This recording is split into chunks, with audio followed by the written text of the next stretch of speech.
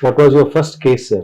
After hearing all these travel, what was your first case, and was it successful, or how was it? So Just want to know it. So I got some changes, but Okay. first I had to develop this device. Okay. You know, there's a step in between. Okay. In these things. I needed now a device that is really producing physiological oscillations, and I was focusing the muscle vibration, because the muscle vibration is the one that starts when you are in extreme situations. The muscle shivers, but firstly you have a basic tremor when you have too much coffee, and when you are excited you're shivering like this. And when you are, for example, when you're lifting a weight, it's also just shivering. That means it's producing a coherence.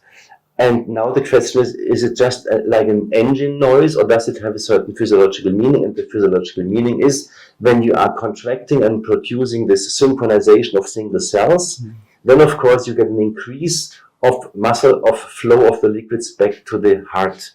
And so you can say the skeletal muscle system is a kind of a secondary peripheral heart, and here's the big heart for the arterial side, and the other is for the venous backflow and lymphatic backflow.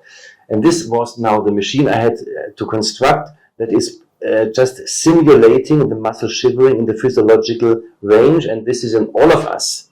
Okay. 8 to 12 hertz, alpha rhythm of the brain, and that was the goal I had to shoot. So this device was started. Of course, I had to find, now I was again as technician, you know, to do these works. And slowly, step by step, I could bring it into reality. And then I did the first cases.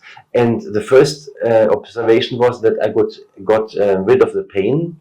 Even a cancer patient that got morphium already, after 2 days, 3 days, they had no pain, so I could reduce slowly the morphium, and after 2 weeks they had no pain at all.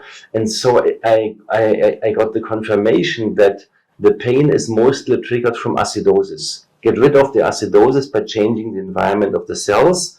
So they don't trigger the nerve endings. That means you have no signal that produce the pain. That was the first thing. And then of course I got also tumor reductions. So we made pre-operative downstagings in those days. The tumor was reduced in inoperable cases. So we made from inoperable, operable cases. So we did a peri-operative standard. Okay.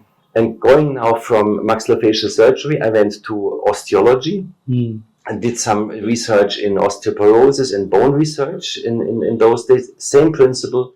The bone cell and the squamous cell, they have no difference from function, only the specialization is different. Like in society, everybody is a specialist, but they eat the same wonderful Indian food, you know. And so we can treatment is at the end not so difficult if we make it not too complicated. Firstly, start with the environment. Okay. And that was now beginning in many disciplines where I got results. So this is how it started. Okay. How was your feeling, sir, after seeing that first case result, reduction in the cell size, tumor size? How was your feeling, sir? The feeling was just a confirmation of physiology. And I asked myself, why did I have to do the work and why didn't do these others? I couldn't understand it. And why is there such a big gap between basic scientists and the clinicians? Okay. And why a pharmacist is coming and tells you what to do and not a physiologist? And this is still now, it's not understandable, because pharmacists, or now these are the virologists, you know, these are basic scientists, they never saw a patient.